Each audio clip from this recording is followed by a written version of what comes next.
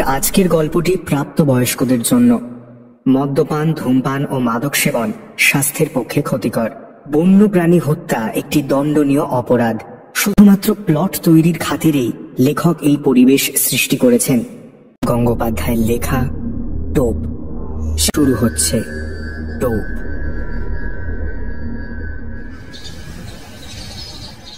সকালে একটা পার্সেল এসে পৌঁছেছে।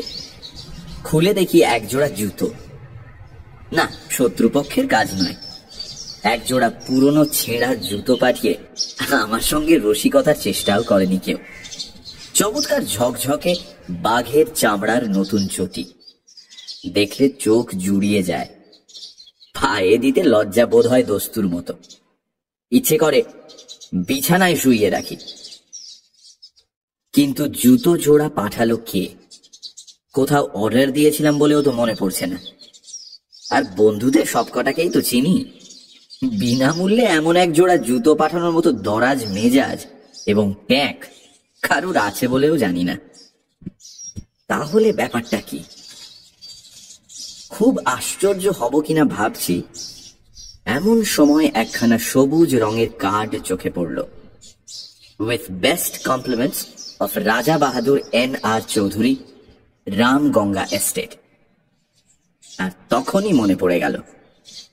মনে পড়ল 8 মাস আগেকার এক আরণ্যক ইতিহাস, একটি বিচিত্র শিকার কাহিনী। রাজা বাহাদুরের সঙ্গে আলাপের ইতিহাসটা ঘোলাটে, সূত্রগুলো এলোমেলো।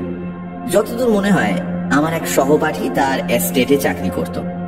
তারই যোগাযোগে রাজা বাহাদুরের এক জন্মবাসরে আমি একটা কাব্য সম্বর্ধনা জ্ঞাপন করেছিলাম।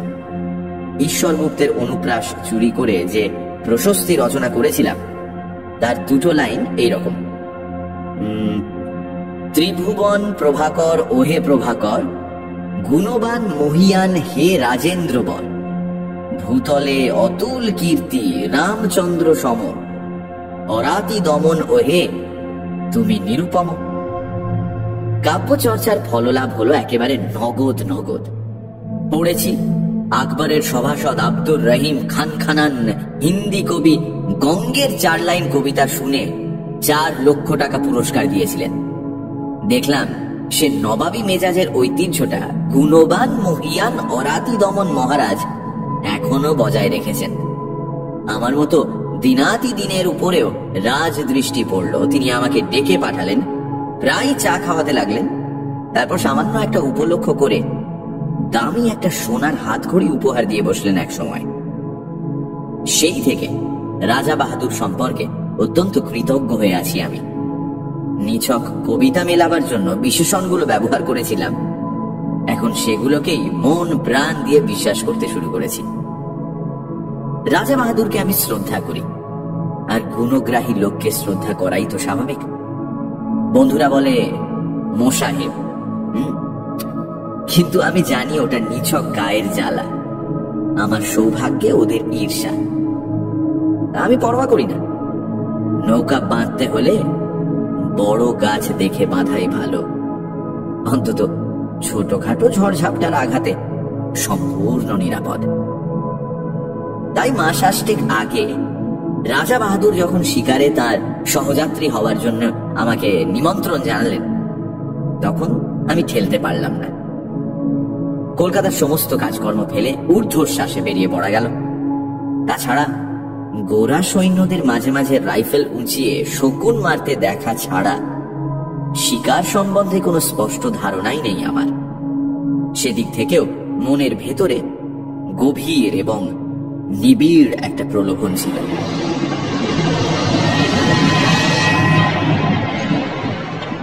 জঙ্গলের ভেতরে ছোট একটা রেল লাইনে আরো ছোট একটা স্টেশনে গাড়ি থামলো।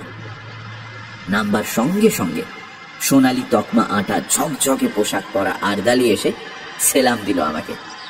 বললে, হুজুর চলুন। স্টেশনের বাইরে মেঠে রাস্তায় দেখি মস্ত একখানা গাড়ি, যার পুরো নাম রোলস রয়েস, সংক্ষেপে যাকে বলে রোজ। তার রোজই বটে।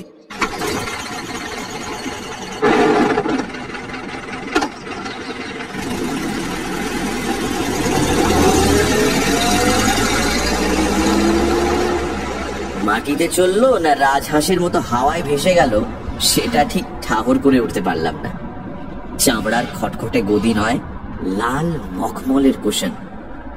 হেলান দিতে সংকোচ হয়, পাছে মাথার সস্তা নারকেল তেলের দাগ ধরে যায়। আর বসবার সঙ্গে সঙ্গেই মনে হয় সমস্ত পৃথিবীটা নিচের মাটির ডেলার মতো গড়িয়ে যাক, আমি এখানে সুখে এবং নিশ্চিন্তে ঘুমিয়ে পড়তে পারি। হাসির মতো ভেসে চলল রোজ। মেটে রাস্তায় চলেছে, অথচ এতটুকু ঝাঁকুনি নেই। ইচ্ছে হলো একেবারে ঘাড় বার করে দেখি গাড়িটা ঠিক মাটি দিয়ে চলেছে না দুহাত উপর দিয়ে উড়ে চলেছে ওর চাকাগুলো। পথের দুপাশে তখন নতুন একটা জগতের ছবি। সবুজ শালবনের আড়ালে আড়ালে চা বাগানের বিস্তার, চকচকে উজ্জ্বল পাতার শান্ত শ্যামল সমুদ্র, দূরে আকাশের গায়ে কালো পাহাড়ের রেখা। ক্রমশ চা বাগান শেষ হয়ে এলো। পথের দুপাশে ঘন হয়ে দেখা দিতে লাগলো অবিচ্ছিন্ন শালবন। একজন আরদালি জানালো, হুজুর, ফরেস্ট এসে পড়েছে। ফরেস্টই বটে। পথের ওপর থেকে সূর্যের আলো সরে গেছে, এখন শুধু শান্ত আর বিষণ্ণ ছায়া। রাত্রির শিশির এখনো ভিজিয়ে রেখেছে পথটাকে। রোজের নিঃশব্দ চাকার নিচে মড়মড় করে সাড়া তুলছে শুকনো শালের পাতা। বাতাসে গুঁড়ো গুঁড়ো বৃষ্টির মতো শালের ফুল ঝরে পড়ছে পথের পাশে, উড়ে আসছে গায়ে। কোথা থেকে চকিতের জন্য ময়ূরের তীক্ষ্ণ চিৎকার ভেসে এলো। দুপাশে নিবিড় শালের বন, কোথাও কোথাও ভেতর দিয়ে খানিকটা দৃষ্টি চলে, কখনো কখনো বুনো ঝোপে আচ্ছন্ন। মাঝে মাঝে এক এক টুকরো কাঠের গায়ে লেখা 1935, 1940। মানুষ বনকে শুধু উচ্ছন্ন করতে চায় না, তাকে বাড়াতেও চায়। এইসব প্লটে বিভিন্ন সময় নতুন করে শালের চারা রোপণ করা হয়েছে, এ তারই নির্দেশ। বনের রূপ দেখতে দেখতে চলেছি। মাঝে মাঝে ভয় যে করছিল না এমন নয়।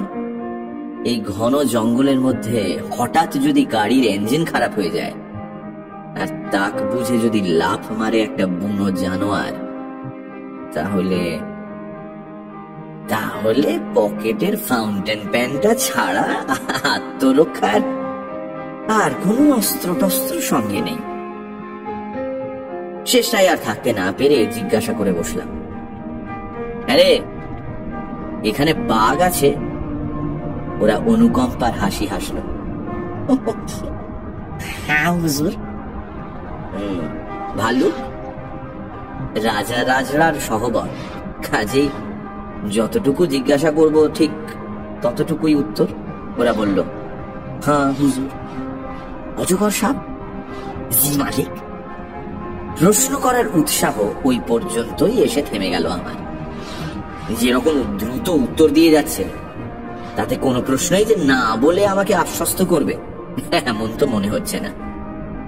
যতদূর মনে হচ্ছিল গরিলা, হিপোপটেমাস, ভ্যাম্পায়ার কোনো কিছুই বাকি নেই। এখানে জুলু কিংবা ফিলিপিনোরাও বিষাক্ত বুমেরাং বাগিয়ে আছে কিনা এবং মানুষ পেলে তারা বেগুন পোড়া করে খেতে ভালোবাসে কিনা, এই জাতীয় একটা কুটিল জিজ্ঞাসাও আমার মনে জেগে উঠেছে ততক্ষণে, কিন্তু নিজেকে সামলে নিলাম। খানিকটা আসতেই গাড়িটা ঘস ঘস করে ব্রেক কষলো একটা। আমি প্রায় আর্তনাদ করে উঠলাম, কিরে বাঘ নাকি? আরদালিরা মুচকি হাসলো। না হুজুর, এসে পড়েছি। ভালো করে তাকিয়ে দেখি, সত্যিই তো এসে পড়েছি, সন্দেহ নেই। পথের বাঁদিকে ঘন শালবনের ভেতরে একটুখানি ফাঁকা জমি, সেখানে কাঠের তৈরি বাংলো প্যাটার্নের একখানা দোতলা বাড়ি। এই নিবিড় জঙ্গলের ভেতর যেমন আকস্মিক, তেমনই অপ্রত্যাশিত। গাড়ির শব্দে বাড়িটার ভেতর থেকে 2-3 জন চাপরাশি বেরিয়ে এলো ব্যতিব্যস্ত হয়ে। এতক্ষণ লক্ষ্য করিনি, এবার দেখলাম বাড়ির সামনে চওড়া একটা গড়খাই কাটা। লোকগুলো ধরাধরি করে মস্ত বড় এক ফালি কাঠ খাদটার ওপর সাঁকোর মতো বিছিয়ে দিল। তারই ওপর দিয়ে গাড়ি গিয়ে দাঁড়ালো রাজা বাহাদুর NR চৌধুরীর হান্টিং বাংলোর সামনে।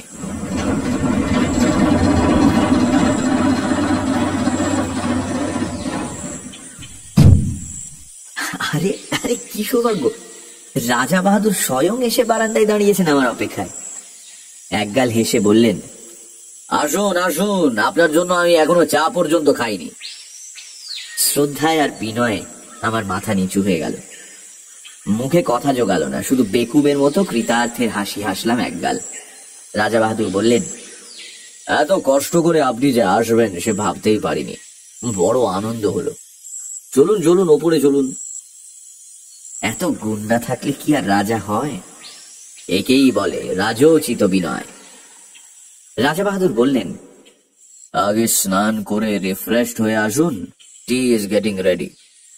বয়, সাহেব কো গোসলখানে में ले जाओ। 40 বছরের দাড়িওয়ালা বয়, নিঃসন্দেহে বাঙালি, তবু হিন্দি করে হুকুমটা দিলেন রাজা বাহাদুর, কারণ ওটাই রাজকীয় দস্তুর। বয় আমাকে গোসলখানায় নিয়ে গেল। আশ্চর্য, এই জঙ্গলের ভেতরও এত নিখুঁত আয়োজন। এমন একটা বাথরুমে জীবনে আমি স্নান করিনি। ব্র্যাকেটে 3-4খানা সদ্য পাট ভাঙা নতুন তোয়ালে, 3টে দামি সুটকেসে 3 রকমের নতুন সাবান, র্যাকে দামি দামি তেল, লাইম জুস, অতিকায় বাথটাব, ওপরে ঝাঁঝরি, নিচে টিউবওয়েল থেকে পাম্প করে এখানে ধারা স্নানের ব্যবস্থা। একেবারে রাজকীয় কারবার। কি বলবে, এটা কলকাতার গ্র্যান্ড হোটেল নয়।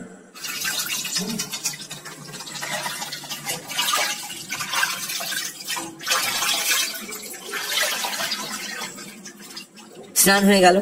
ব্র্যাকেটে ধোপ দুরস্ত করা ফরাস ডাঙার ধুতি, সিল্কের লুঙ্গি, আদ্দির পাজামা। দামের দিক থেকে পাজামাটাই সস্তা মনে হলো, তাই পরে নিলাম। বয় বাইরেই দাঁড়িয়েছিল, নিয়ে গেল ড্রেসিং রুমে। ঘর জোড়া আয়না, পৃথিবীর যা কিছু প্রসাধনের জিনিস, কিছু আর বাকি নেই এখানে।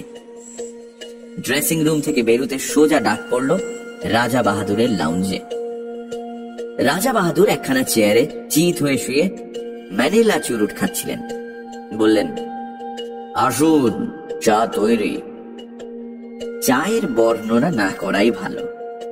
চা, কফি, কোকো, ওভালটিন, রুটি, মাখন, পনির, চর্বিতে জমাট ঠান্ডা মাংস, কলা থেকে আরম্ভ করে পিচ পর্যন্ত প্রায় 10 রকমের ফল।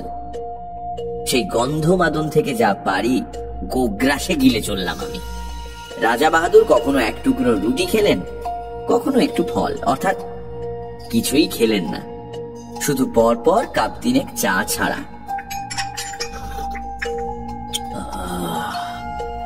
তারপর আরেকটা চুরুট ধরিয়ে বললেন, একবার জানলা দিয়ে চেয়ে দেখুন। দেখলাম। প্রকৃতির এমন অপূর্ব রূপ জীবনে আর দেখিনি। ঠিক জানলার নিচেই মাটিটা খাড়া 300-400 ফুট নেমে গেছে। বাড়িটা যেন ঝুলে আছে সেই রাক্ষসের শূন্যতার উপর। তলায় দেখা যাচ্ছে ঘন জঙ্গল, তার মাঝ দিয়ে পাহাড়ি নদীর একটা সংকীর্ণ নীলোজ্জ্বল রেখা। যতদূর দেখা যায় বিস্তীর্ণ অরণ্য চলেছে প্রসারিত হয়ে, তার সীমান্তে নীল পাহাড়ের প্রহরা। আমার মুখ দিয়ে বেরুলো, চমৎকার। রাজা বাহাদুর বললেন, রাইট, আপনারা কবি মানুষ, আপনাদের তো ভালো লাগবেই। আমারই মাঝে মাঝে কবিতা লিখতে ইচ্ছে করে মশাই, কিন্তু নিচের ওই যে জঙ্গলটি দেখতে পাচ্ছেন, ওটি বড় সুবিধের জায়গা নয়। টেরাইয়ের ওয়ান অফ দি ফিয়ারসেস্ট ফরেস্টস, একেবারে প্রাগ ঐতিহাসিক হিংস্রতার রাজত্ব। আমি সভয়ে জঙ্গলটার দিকে তাকালাম। ওয়ান অফ দ্য ফিয়ারসেস্ট, কিন্তু ভয় পাওয়ার মতো কিছু তো দেখতে পাচ্ছি না। 400 ফুট নিচে ওই অতিকায় জঙ্গলটাকে একটা নিরবচ্ছিন্ন বেঁটে গাছের ঝোপ বলে মনে হচ্ছে নদীর রেখাটাকে দেখাচ্ছে উজ্জ্বল একখানা পাতার মতো। আশ্চর্য সবুজ, আশ্চর্য সুন্দর। অফুরন্ত রোদে ঝলমল করছে অফুরন্ত প্রকৃতি। পাহাড়টা যেন গাঢ় নীল রং দিয়ে আঁকা। মনে হয় উপর থেকে ঝাঁপ দিয়ে পড়লে ওই স্তব্ধ গম্ভীর অরণ্য যেন আদর করে বুকে টেনে নেবে, রাশি রাশি পাতার একটা নরম বিছানার উপর। অথচ আমি বললাম, ওখানেই শিকার করবেন নাকি? খেপেছেন, নামবো কি করে? দেখছেন তো পেছনে 400 ফুট খাড়া পাহাড়। আজ পর্যন্ত ওখানে কোনো শিকারীর বন্দুক গিয়ে পৌঁছয়নি। তবে হ্যাঁ, ঠিক শিকার করি না বটে, আমি মাঝে মাঝে মাছ ধরি ওখান থেকে। মাছ ধরেন? আমি হাঁ করলাম। মাছ ধরেন কি রকম? ওই নদী থেকে নাকি? সেটা ক্রমশ প্রকাশ্য, দরকার হলে পরে দেখতে পাবেন।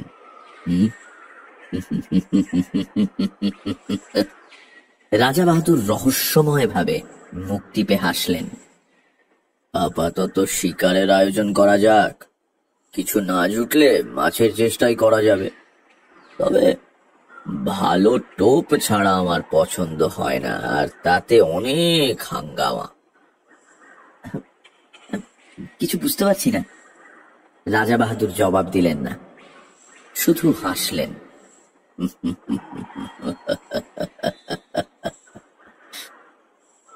তারপর ম্যানিলা চুরুটের খানিকটা সুগন্ধি ধোঁয়া ছড়িয়ে বললেন, আপনি রাইফেল ছুঁড়তে জানেন? বুঝলাম কথাটি চাপা দিতে চাইছেন। সঙ্গে সঙ্গে জিহ্বাকে দমন করে ফেললাম। এর পরে আর কিছু জিজ্ঞেস করাটা সঙ্গত হবে না, শোভনও নয়, সেটা কোর্ট ম্যানারের বিরোধী। রাজা বাহাদুর আবার বললেন, রাইফেল ছুঁড়তে পারেন?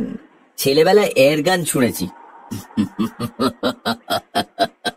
তা বটে, আপনারা কবি মানুষ, ওসব অস্ত্র শস্ত্রের ব্যাপার আপনাদের মানায় না। আমি অবশ্য 12 বছর বয়সে রাইফেল হাতে তুলে নিয়েছিলাম। তা আপনি চেষ্টা করে দেখুন না, কিছু শক্ত ব্যাপার নয়। উঠে দাঁড়ালেন রাজা বাহাদুর, ঘরের একদিকে এগিয়ে গেলেন। তাকে অনুসরণ করে আমি দেখলাম এ শুধু লাউঞ্জ নয়, রীতিমতো একটা ন্যাচারাল মিউজিয়াম এবং অস্ত্রাগার। খাওয়ার টেবিলে নিমগ্ন ছিলাম বলে এতক্ষণ দেখতে পাইনি, নইলে এর আগেই চোখে পড়া উচিত ছিল। চারিদিকে সারি সারি নানা আকারের আগ্নেয়াস্ত্র, গোটা চারেক রাইফেল, ছোট বড় নানা রকম চেহারা। একটা হুকের সঙ্গে খাপে আটা একজোড়া রিভলভার ঝুলছে, তার পাশেই ঝুলছে খোলা একখানা লম্বা শেফিল্ডের তলোয়ার। সূর্যের আলোর মতো তার ফলার নিষ্কলঙ্ক রং। মোটা চামড়ার বেল্টে ঝকঝকে পেতলের কার্তুজ, রাইফেলের, রিভলভারের। জরিদার খাপে খানতিনেক নেপালি ভোজালি, আর দেয়ালের গায়ে হরিণের মাথা, ভালুকের মুখ, নানা রকমের চামড়া, বাঘের, সাপের, হরিণের, গোসাপের। একটা টেবিলে অতিকায় হাতির মাথা, দুটো বড় বড় দাঁত এগিয়ে আছে সামনের দিকে। বুঝলাম এরা রাজা বাহাদুরের বীর কীর্তির নিদর্শন। ছোট একটা রাইফেল তুলে নিলেন রাজা বাহাদুর, বললেন, এটা লাইট জিনিস, তবে ভালো রিপিটার, অনায়াসে বড় বড় জানোয়ার ঘায়েল করতে পারে। আমার কাছে অবশ্য সবই সমান, লাইট রিপিটার যা, হাউইৎজা কামানো তাই। তবু সৌজন্য রক্ষার জন্য বলতে হলো, বাহ, তবে তো চমৎকার জিনিস। রাজা বাহাদুর রাইফেলটা বাড়িয়ে দিলেন আমার দিকে। তাহলে চেষ্টা করুন, লোড করাই আছে, ছুড়ুন ওই জানলা দিয়ে। আমি সভয়ে 3 পা পিছিয়ে গেলাম। জীবনে বেকুবি অনেক করেছি, কিন্তু তার পরিমাণটা আর বাড়াতে প্রস্তুত নই। যুদ্ধ ফেরত এক বন্ধুর মুখে তার রাইফেল ছোঁড়ার প্রথম অভিজ্ঞতা শুনেছিলাম। পড়ে গিয়ে পা ভেঙে নাকি তাকে 1 মাস বিছানায় শুয়ে থাকতে হয়েছিল। নিজেকে যতদূর জানি আমার ফাঁড়া শুধু পা ভাঙার উপর দিয়েই কাটবে বলে মনে হয় না। বললাম, ওটা এখন থাক, পরে হবে না হয়। রাজা বাহাদুর মৃদু কৌতুকের হাসি হাসলেন, বললেন, এখন ভয় পাচ্ছেন, কিন্তু একবার ধরতে শিখলে আর ছাড়তে চাইবেন না। হাতে থাকলে বুঝবেন কত বড় শক্তিমান আপনি। You can easily face all the rascals of. হঠাৎ তার চোখ ঝকঝক করে উঠল, মৃদু হাসিটা মিলিয়ে গিয়ে শক্ত হয়ে উঠল মুখের পেশিগুলো। And a rival. মুহূর্তে বুকের রক্ত হিম হয়ে গেল আমার। রাজা বাহাদুরের দু চোখে বন্য হিংসা। রাইফেলটা এমন শক্ত মুঠিতে বাগিয়ে ধরেছেন যেন সামনে কাউকে গুলি করবার জন্য তৈরি হচ্ছেন তিনি। উত্তেজনার ঝোঁকে আমাকেই যদি লক্ষ্য ভেদ করে বসেন তাহলে আতঙ্কে দেওয়ালে ঠেস দিয়ে দাঁড়িয়ে গেলাম আমি। কিন্তু ততক্ষণে মেঘ কেটে গেছে। রাজা রাজরার মেজাজ। রাজা বাহাদুর হাসলেন, ওয়েল, পরে আপনাকে তালিম দেওয়া যাবে। সবই তো রয়েছে, যেটা খুশি আপনি ট্রাই করতে পারেন। চলুন এখন বারান্দায় গিয়ে বসা যাক। Let's have some energy. প্রাতরাশে প্রায় বিন্ধ্য পর্বত উদরসাৎ করা হয়েছে, আর কি হলে এনার্জি সঞ্চিত হবে বোঝা শক্ত। কিন্তু কথাটা বলেই রাজা বাহাদুর বাইরের বারান্দার দিকে পা বাড়িয়েছেন, সুতরাং আমাকেও পিছু নিতে হলো। বাইরের বারান্দায় বেতের চেয়ার, বেতের টেবিল। এখানে ঢোকবার পর এমন সব বিচিত্র রকমের আসরে বসছি যে আমি প্রায় নার্ভাস হয়ে উঠেছি। তবু যেন বেতের চেয়ারে বসতে পেয়ে খানিকটা সহজ অন্তরঙ্গতা অনুভব করা গেল। এটা অন্তত চেনা জিনিস। আর বসবার সঙ্গে সঙ্গে বোঝা গেল এনার্জি কথাটার আসল তাৎপর্য কি। বেয়ারা তৈরি ছিল, ট্রেতে করে একটি ভ্যানিলো গ্লাস সামনে এনে রাখলো। অ্যালকোহলের উগ্র গন্ধ ছড়িয়ে গেল বাতাসে। রাজা বাহাদুর স্মিত হাস্যে বললেন, চলবে? তবে বিয়ার আনবে? একেবারে মেয়েদের ড্রিঙ্ক। নেশা হবে না? না থাক, অভ্যেস নেই কোনোদিন। গুড কন্ডাক্টর প্রাইজ পাওয়া ছেলে। রাজা বাহাদুরের সুরে অনুকম্পার আভাস। আমি কিন্তু 14 বছরের বয়সেই প্রথম ড্রিঙ্ক ধরি। রাজা রাজরার ব্যাপার সবই অলৌকিক, জন্মাবার সঙ্গে সঙ্গে কেউটের বাচ্চা, সুতরাং মন্তব্য অনাবশ্যক। ট্রে বারবার যাতায়াত করতে লাগলো। রাজা বাহাদুরের প্রখর উজ্জ্বল চোখ দুটো ঘোলাটে হয়ে এলো ক্রমশ। ফর্সা মুখ গোলাপি রং ধরল। হঠাৎ অসুস্থ দৃষ্টিতে তিনি আমার দিকে তাকালেন।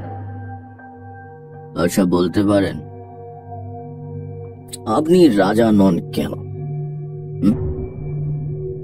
এরকম একটা প্রশ্ন করলে বোকার মতো দাঁত বের করে থাকা ছাড়া গত্যন্তর নেই।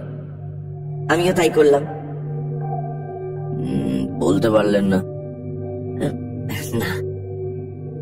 আপনি মানুষ মারতে পারেন?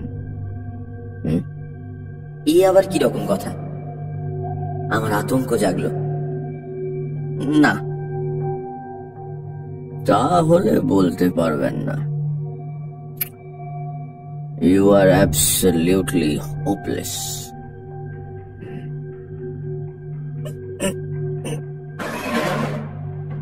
উঠে দাঁড়িয়ে ঘরের দিকে পা বাড়ালেন রাজা বাহাদুর।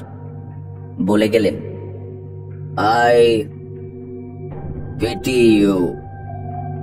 I pity you. বুঝলাম নেশাটা চড়েছে। আমি আর কথা বাড়ালাম না, চুপ করে বসে রইলাম সেখানেই। খানিক পরেই ঘরের ভেতরে নাক ডাকার শব্দ। তাকিয়ে দেখি তার লাউঞ্জের সেই চেয়ারটায় হাঁ করে ঘুমোচ্ছেন রাজা বাহাদুর। মুখের কাছে কতগুলো মাছি উঠছে ভন ভন করে।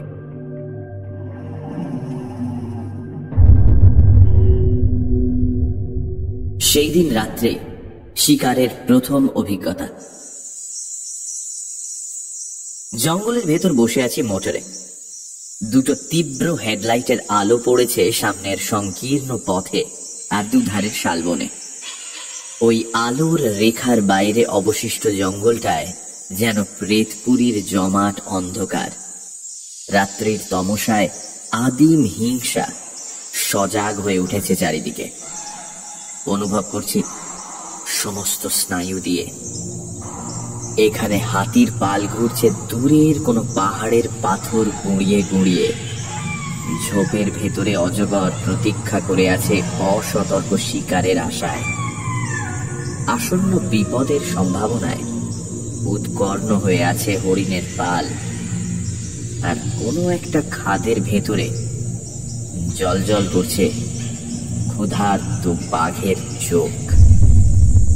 কালো রাত্রিতে জেগে আছে কালো অরণ্যের প্রাথমিক জীবন। রোমাঞ্চিত ভীত প্রতীক্ষায় চুপ করে বসে আছি মোটরের মধ্যে, কিন্তু হিংসার রাজত্ব শালবন ডুবে আছে একটা আশ্চর্য স্তব্ধতায়। শুধু কানের কাছে অবিশ্রান্ত মশার গুঞ্জন ছাড়া আর কোনো শব্দ নেই। মাঝে মাঝে অল্প বাতাস দিচ্ছে, শালের পাতায় উঠেছে এক একটা মৃদু মর্মর। আর কখনো ডাকছে বন মুরগি, ঘুমের মধ্যে পাখা ঝাপটাচ্ছে ময়ূর। মনে হচ্ছে এই গভীর ভয়ঙ্কর অরণ্যের প্রাণীগুলো যেন নিঃশ্বাস বন্ধ করে একটা নিশ্চিত কোনো মুহূর্তের প্রতীক্ষা করে আছে। আমরাও প্রতীক্ষা করে আছি। মোটরের মধ্যে নিঃসাড় হয়ে বসে আছি আমরা। একটি কথাও বলবার উপায় নেই। রাইফেলের নল ইঞ্জিনের ওপরে বাড়িয়ে দিয়ে শিকারী বাঘের মতোই তাকিয়ে আছেন রাজা বাহাদুর। চোখ দুটো উগ্র প্রখর হয়ে আছে হেডলাইটের তীব্র আলোক রেখাটার দিকে। একটা জানোয়ার ওই রেখাটা পেরোবার দুঃসাহস করলেই রাইফেল গর্জন করে উঠবে। কিন্তু জঙ্গলের সেই আশ্চর্য স্তব্ধতা, অরণ্য যেন আজ রাত্রে বিশ্রাম করছে। একটি রাত্রের জন্য ক্লান্ত হয়ে জানোয়ারগুলো ঘুমিয়ে পড়েছে খাদের ভেতরে, ঝোপের আড়ালে। কেটে চলেছে মন্থর সময়। রাজা বাহাদুরের হাতের রেডিয়াম ডায়াল ঘড়িটা একটা সবুজ চোখের মতো জ্বলছে। রাত 1:30টা পেরিয়ে গেছে। ক্রমশ উসখুস করছেন উৎকীর্ণ রাজা বাহাদুর। না, হোপলেস, আজ আর পাওয়া যাবে না। বহু দূর থেকে একটা তীক্ষ্ণ গম্ভীর শব্দ, হাতির ডাক, ময়ূরের পাখা ঝাপটানি চলছে মাঝে মাঝে। এক ফাঁকে একটা পেঁচা চেঁচিয়ে উঠল। রাত্রি ঘোষণা করে গেল শিয়ালের দল। কিন্তু কোথায় বাঘ, কোথায় বা ভাল্লুক? অন্ধকার বনের মধ্যে দ্রুত কতগুলো ছুটন্ত কুকুরের আওয়াজ। পালিয়ে গেল হরিণের পাল। কিন্তু কোনো ছায়া পড়ছে না আলোকবৃত্তের ভেতরে। মশার কামড় যেন অসহ্য হয়ে উঠেছে। বৃথাই গেল রাতটা। রাজা বাহাদুরের কণ্ঠস্বরে পৃথিবীর সমস্ত বিরক্তি ভেঙে পড়ল।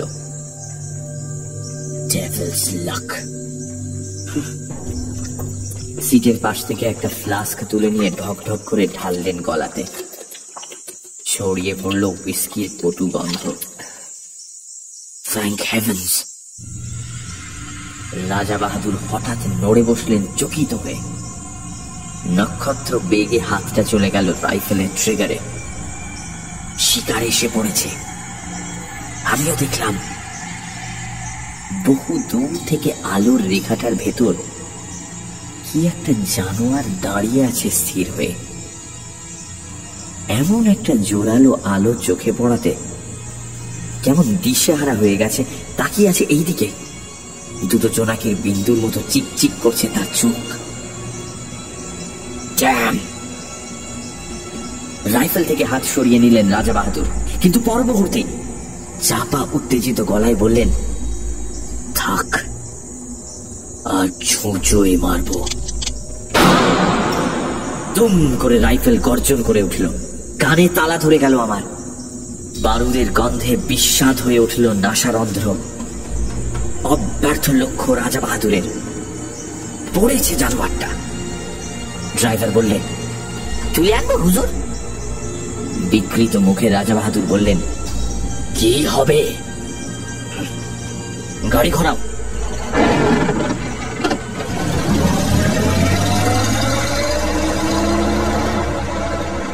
রেডিয়াম ডায়ালের সবুজ আলোয় রাত 3টে। গাড়ি ফিরে চলল হান্টিং বাংলোর দিকে। একটা ম্যানিলা চুরুট ধরিয়ে রাজা বাহাদুর আবার বললেন, কিন্তু কি আশ্চর্য, জঙ্গল যেন রসিকতা শুরু করেছে আমাদের সঙ্গে। দিনের বেলা অনেক চেষ্টা করেও দুটো একটা বন মুরগি ছাড়া আর কিছু পাওয়া গেল না, এমনকি একটা হরিণ পর্যন্ত নয়। নাইট শুটিং এ সেই অবস্থা। পরপর 3 রাত্রি জঙ্গলের নানা জায়গায় গাড়ি থামিয়ে চেষ্টা করা হলো, কিন্তু নগদ লাভ যা ঘটল তা অমানুষিক মশার কামড়। জঙ্গলের হিংস্র জন্তুর সাক্ষাৎ মিলল না বটে, কিন্তু মশাগুলো চিনতে পারা গেল। এমন সাংঘাতিক মশা যে পৃথিবীর কোথাও থাকতে পারে, এতদিন এ ধারণা ছিল না আমার। তবে মশার কামড়ের ক্ষতিপূরণ চলতে লাগলো গন্ধমাদন উজাড় করে। সত্যি বলতে কি, শিকার করতে না পারলেও মনের দিক থেকে বিন্দুমাত্র ক্ষোভ ছিল না আমার। জঙ্গলের ভেতরে এমন রাজসূয় যজ্ঞের আয়োজন কল্পনারও বাইরে। জীবনে এমন দামি খাবার কোনোদিন মুখে তুলিনি, এমন চমৎকার বাথরুমে স্নান করিনি কখনো। এত পুরু জাজিমের বিছানায় শুয়ে অস্বস্তিতে প্রথম দিন তো ঘুমোতেই পারিনি আমি। নিবিড় জঙ্গলের নেপথ্যে গ্র্যান্ড হোটেলে স্বাচ্ছন্দ্যে দিন কাটাচ্ছি। শিকার না হলেও কণামাত্র ক্ষতি নেই আমার। প্রত্যেক দিনই লাউঞ্জে চা খেতে খেতে 400 ফুট নিচেকার ঘন জঙ্গলটার দিকে চোখ পড়ে। সকালের আলোয় উদ্ভাসিত শ্যামলতা দিগন্ত পর্যন্ত বিস্তীর্ণ হয়ে আছে অপরূপ প্রসন্নতায়। One of the fiercest forests. বিশ্বাস হয় না। তাকিয়ে তাকিয়ে দেখি বাতাসে আকার অবয়বহীন পত্রাবরণ সবুজ সমুদ্রের মতো দুলছে, চক্র দিচ্ছে পাখির দল। এখান থেকে মৌমাছির মতো দেখায় পাখিগুলোকে। জানলার ঠিক নিচেই ইস্পাতের ফলার মতো পাহাড়ি নদীটার নীলিমোজ্জ্বল রেখা দুটো একটা নুড়ি ঝকমক করে মণিখণ্ডের মতো। বেশ লাগে। তারপরেই চমক ভাঙে আমার। তাকিয়ে দেখি ঠোঁটের কোণে ম্যানিলা চুরুট উঠছে। অস্থির চঞ্চল পায়ে রাজা বাহাদুর ঘরের ভেতর পায়চারি করছেন। চোখে মুখে একটা চাপা আক্রোশ, ঠোঁট দুটোয় নিষ্ঠুর কঠিনতা। কখনো একটা রাইফেল তুলে নিয়ে বিরক্তি ভরে নামিয়ে রাখেন, কখনো ভোজালি তুলে নিয়ে নিজের হাতের ওপর ফলাটা পরীক্ষা করেন, সেটার ধার। আবার কখনো বা জানলার সামনে খানিকক্ষণ স্থির দৃষ্টিতে তাকিয়ে থাকেন নিচের জঙ্গলটার দিকে।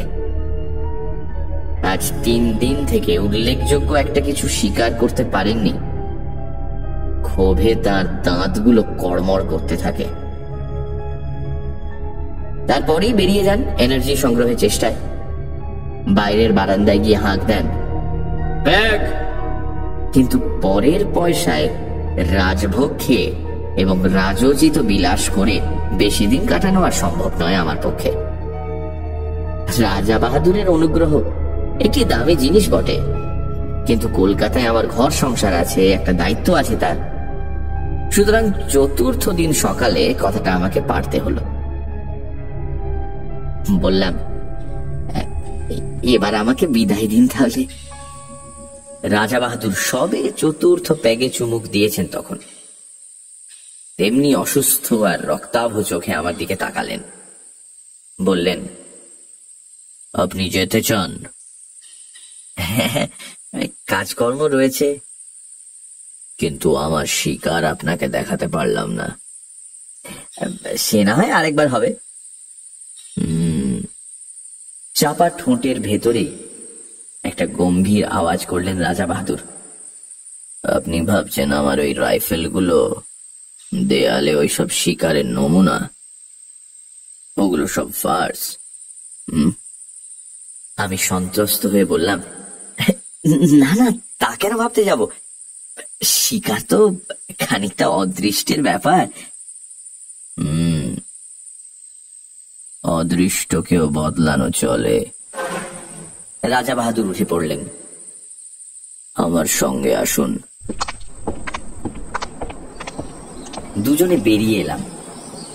রাজা বাহাদুর আমাকে নিয়ে এলেন হান্টিং বাংলোর পেছন দিকটাতে। ঠিক সেখানে, যার 400 ফুট নিচে টেরাইয়ের অন্যতম হিংস্র অরণ্য বিস্তীর্ণ হয়ে আছে। এখানে আসতে আরেকটা নতুন জিনিস চোখে পড়ল। দেখি কাঠের একটা রেলিং দেওয়া সাঁকোর মতন জিনিস সেই সীমাহীন শূন্যতার ওপরে প্রায় 15-16 হাত প্রসারিত হয়ে আছে। তার পাশে দুটো বড় বড় কাঠের চাকা, তাদের সঙ্গে দুজোড়া মোটা কাছি জড়ানো। ব্যাপারটা কি ঠিক বুঝতে পারলাম না। আসুন। রাজা বাহাদুর সেই ঝুলন্ত সাঁকোটার উপর গিয়ে দাঁড়ালেন। আমিও গেলাম তার পেছন পেছন। একটা আশ্চর্য বন্দোবস্ত। ঠিক সাঁকোটার নিচেই পাহাড়ি নদীটার রেখা, নুড়ি মেশানো সংকীর্ণ বালু তট তার দুপাশে, তাছাড়া জঙ্গল আর জঙ্গল। নিচে তাকাতে আমার মাথা ঘুরে গেল। রাজা বাহাদুর বললেন, জানেন এসব কি? না। আমার মাছ ধরবার বন্দোবস্ত।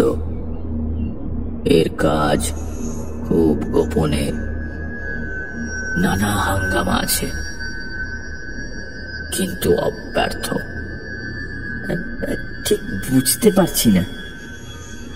আজ রাত্রেই বুঝতে পারবেন। শিকার দেখাতে আপনাকে ডেকে এনেছি।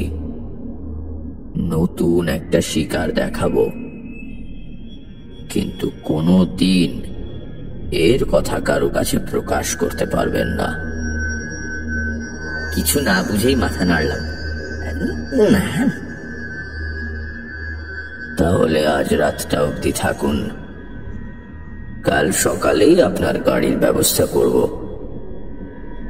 রাজা বাহাদুর আবার হান্টিং বাংলোর সম্মুখের দিকে এগোলেন। কাল সকালের পর এমনিতেই আপনারা আর এখানে থাকা চলবে না।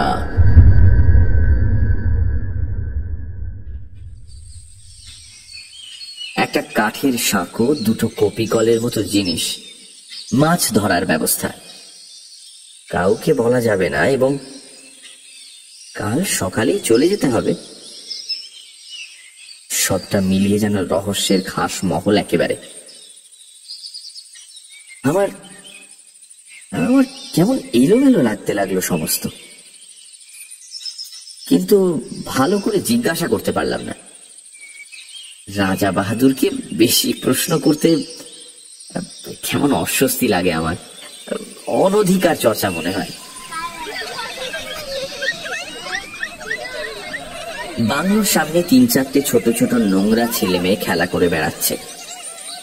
হিন্দুস্তানি কিপারটার বেওয়ারিশ সম্পত্তি। কিপারটাকে সকালে রাজা বাহাদুর শহরে পাঠিয়েছেন। কিছু দরকারি জিনিসপত্র কিনে কাল সে ফিরবে। ভারী বিশ্বাসী আর অনুগত লোক। মাতৃহীন ছেলে মেয়েগুলো সারা দিন হুটোপাটি করে ডাক বাংলোর সামনে। রাজা বাহাদুর বেশ অনুগ্রহের চোখে দেখেন ওদের।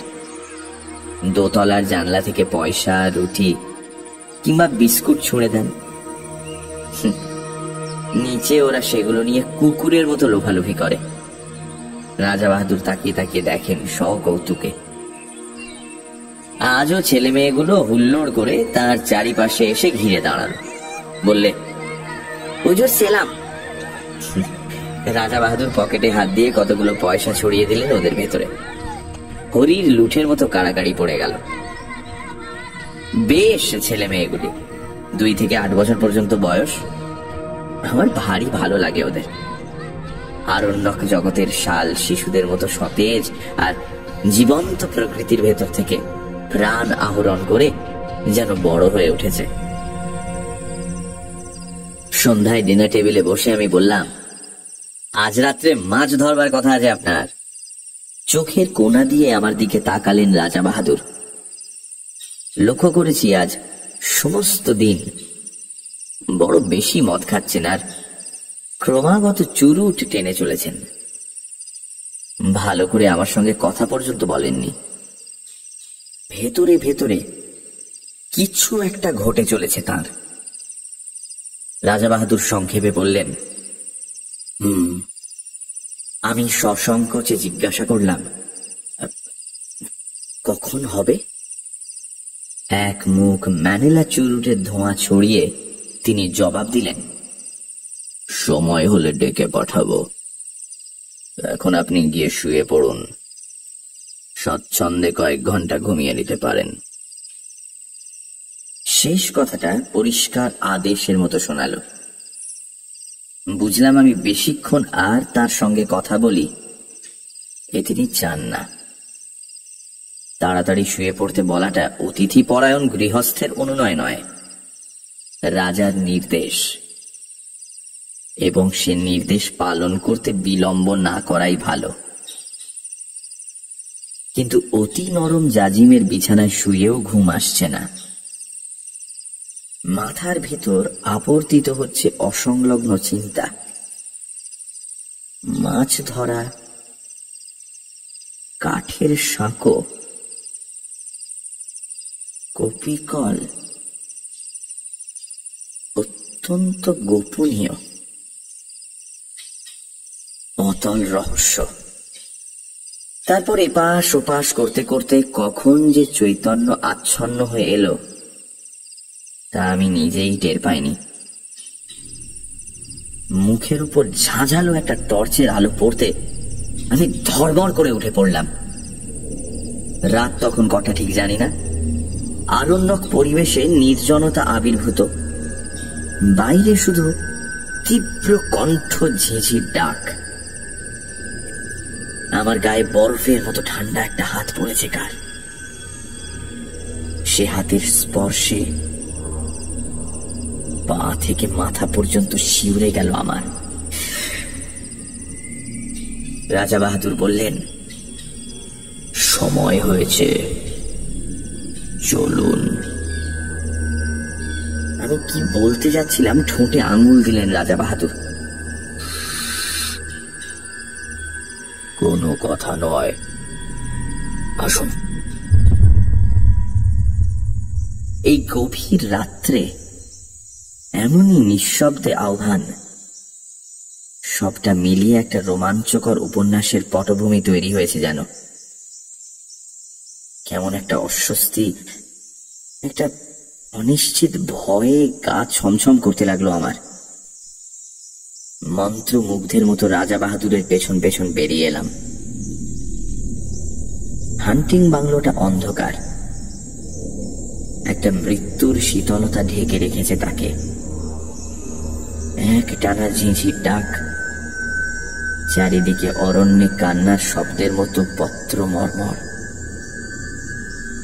গভীর রাত্রিতে জঙ্গলের মধ্যে মোটর থামিয়ে বসে থাকতে আমার ভয় করেছিল, আজও ভয় করছে। কিন্তু এ ভয়ের চেহারা আলাদা। এর মধ্যে আরেকটা কি যেন মিশে আছে, ঠিক বুঝতে পারছি না। অথচ পাও সরতে চাইছে না আমার। মুখের উপরে একটা টর্চের আলো, রাজা বাহাদুরের হাতের স্পর্শটা বরফের মতো ঠান্ডা, ঠোঁটে আঙুল দিয়ে নীরবতার সেই দুর্বোধ্য কুটির সংকেত। টর্চের আলোয় পথ দেখিয়ে রাজা বাহাদুর আমাকে সেই ঝুলন্ত সাঁকোটার কাছে নিয়ে এলেন। দেখি তার উপরে শিকারের আয়োজন। দুখানা চেয়ার পাতা, দুটো তৈরি রাইফেল, দুজন বেয়ারা, একটা কপি কলের চাকা ঘুরিয়ে কি একটা জিনিস নামিয়ে দিচ্ছে নিচের দিকে।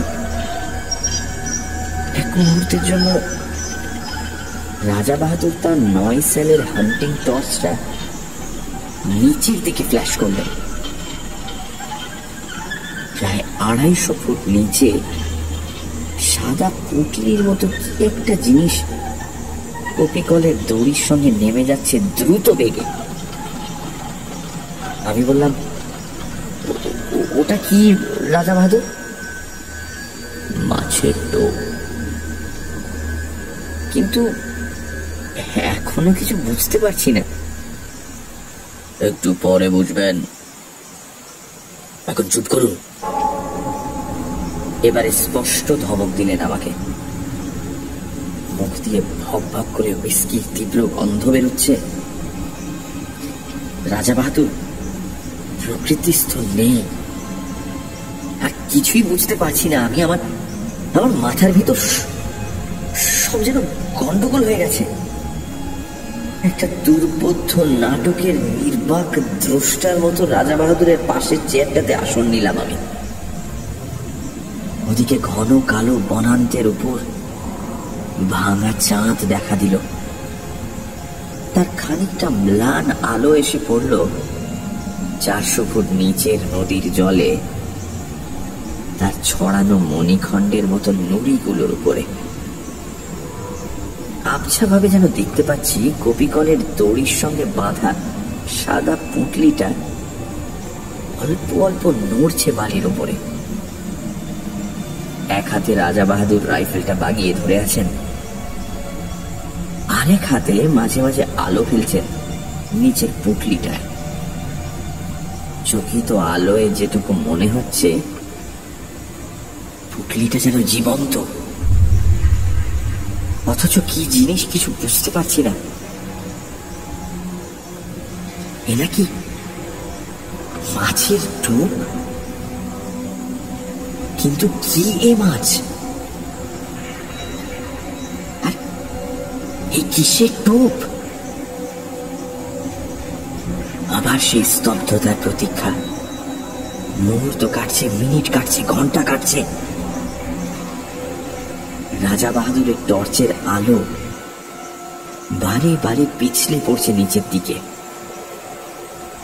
দিগন্ত প্রসার হিংস্র অরণ্য ভাঙা ভাঙা জ্যোৎস্নায় দেখাচ্ছে তরঙ্গিত একটা সমুদ্রের মতো।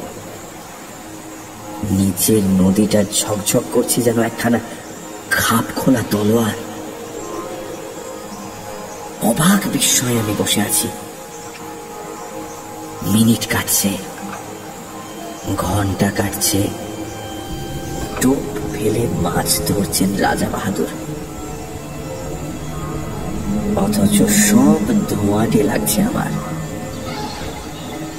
কান পেতে শুনছি ঝিঝির ডাক, দূরে হাতির গর্জন, শালপাতার মর্মর। এই প্রতীক্ষার তত্ত্ব আমার কাছে দুর্বোধ্য। শুধু হুইস্কি আর ম্যানিলা চুরুটের গন্ধ এসে লাগছে আমার।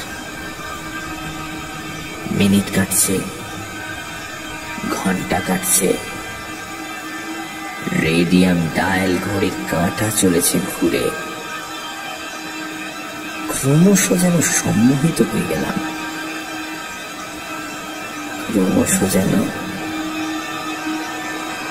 ঘুম এলো আমার।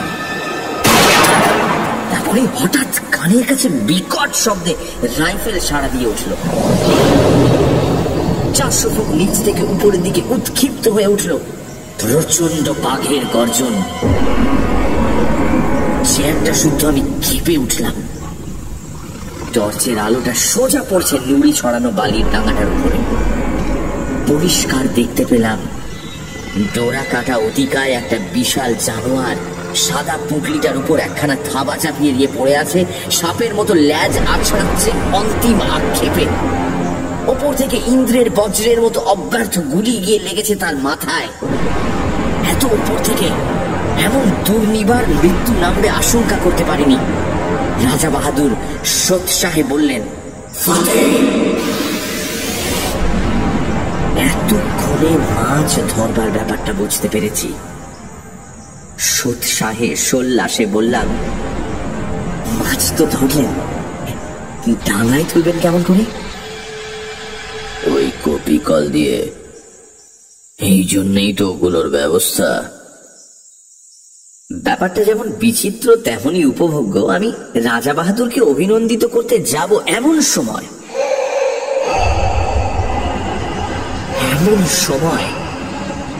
পরিষ্কার শুনতে পেলাম শিশুর গোলামি, ক্ষীণ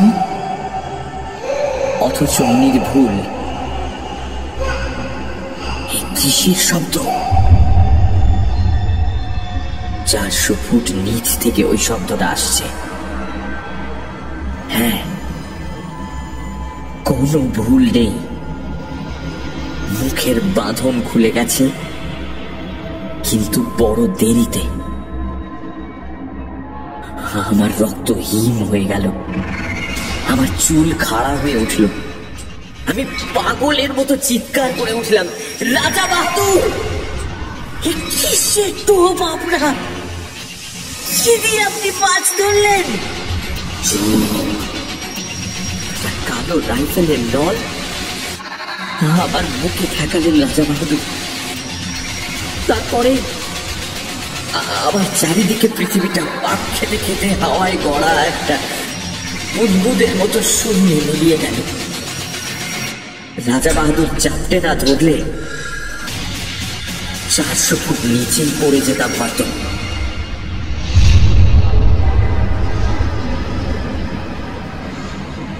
কিপারের একটা বেওয়ারিশ ছেলে যদি জঙ্গলে হারিয়ে গিয়ে থাকে তা অস্বাভাবিক নয়, তাতে কারো ক্ষতি নেই।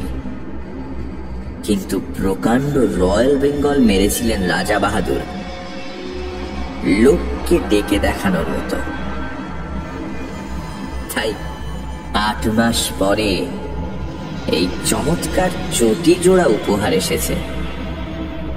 8 মাস আগেকার সে রাত্রি এখন স্বপ্ন হয়ে যাওয়াই ভালো। কিন্তু এই চটি জোড়া অতি মনোরম বাস্তব। পায়ে দিয়ে একবার হেঁটে দেখলাম, যেমন নরম তেমনি আরাম।